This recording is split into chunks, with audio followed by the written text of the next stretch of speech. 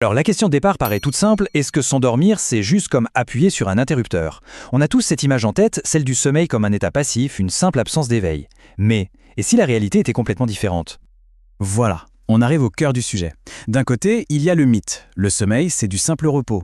De l'autre, la réalité neurologique. Pour s'endormir, le cerveau ne s'éteint pas du tout. Au contraire, il déclenche une véritable offensive.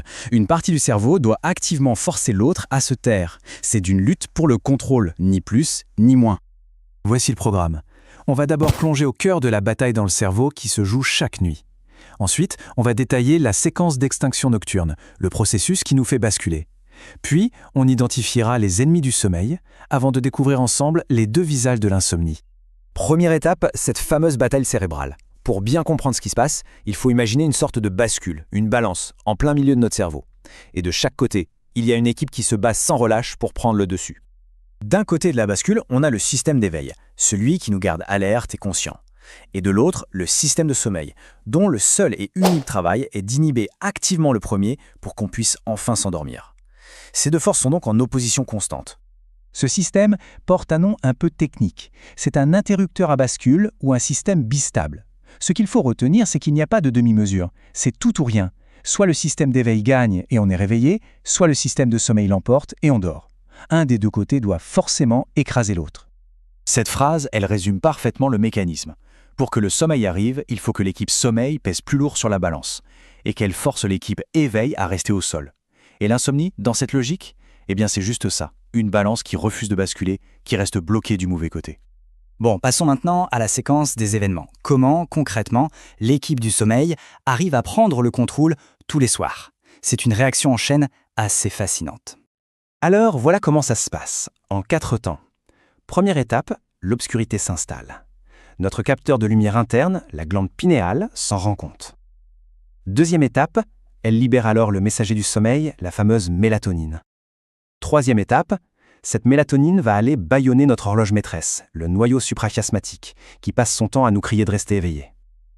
Et enfin, étape 4, une fois que cette horloge est silencieuse, le véritable interrupteur du sommeil, le VLPO, peut enfin s'activer.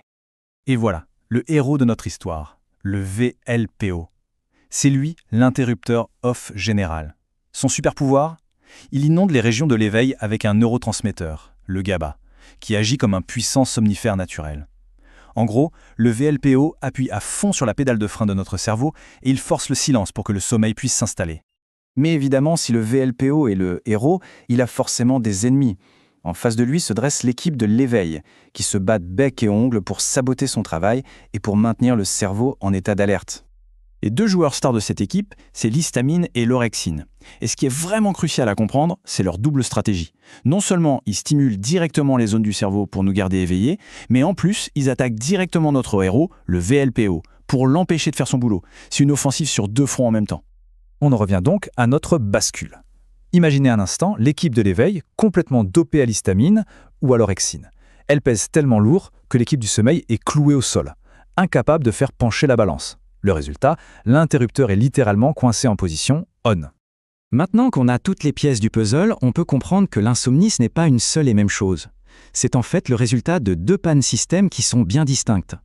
Ce tableau résume ça brillamment. Le premier type d'insomnie, c'est un échec de l'inhibition. L'équipe du sommeil est trop faible, elle n'arrive pas à freiner. L'analogie est parfaite, c'est comme conduire une voiture sans frein. Le deuxième type, c'est un excès d'activation. Là, c'est l'équipe de l'éveil qui est beaucoup trop forte. Et là, c'est comme si le moteur de la voiture était bloqué à plein régime. Dans les 2 cas, impossible de s'arrêter. Et tout ça nous amène à la question finale, une question qui ouvre en fait la voie à toutes les stratégies de traitement.